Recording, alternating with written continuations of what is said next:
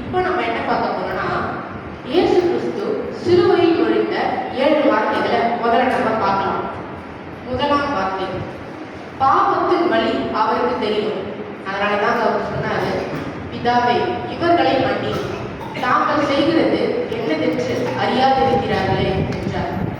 இரண்டாவதாக, வாய்ப்புகளை இழந்த வழி அவருக்கு தெரியும்.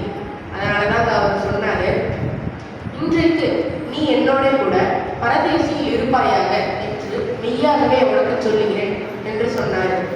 மூன்றாவதாக, ஆண்டவருக்கு தனிமையின் வழி தெரியுங்க.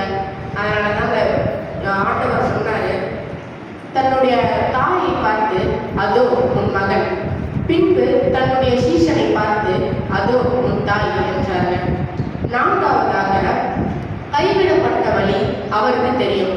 அதனாலதான் ஆண்டவர் சொன்னாரு, ஏலி ஏலி லாமா சபக்தானி, என் தேவனே ஏன் என்னை கைவிட்டீர் அப்படின்னு சொன்னாங்க. அஞ்சாவது வார்த்தையாக, ரட்சிக்கப்படாதவர்களின் நிமித்தம் நீங்கள் போராடுகிற வழி தெரியும் அப்படின்னு சொன்னாங்க. அதுக்காக தான் இயேசு சொல்றாரு, நான் தாகமா இருக்கிறேன் அப்படின்னு. ஆறாவதாக, முடிவுக்காக ஏங்கி நிற்பது அவருக்கு தெரியுங்க. அதனாலதான் இயேசு சொல்கிறார், எல்லாம் முடிந்தது அப்படின்னு. ஏழாவதாக, ஒப்பு கொடுத்து விட்டு அதை செய்ய முடியாமல் தவிக்கிற வழி அவருக்கு தெரியுங்க. அதனாலதான் இயேசு சொல்கிறார், பிதாவே உம்முடைய கரங்களில் என்னுடைய ஆவியை ஒப்பு கொடுக்கிறேன் அப்படின்னு சொல்லிட்டு.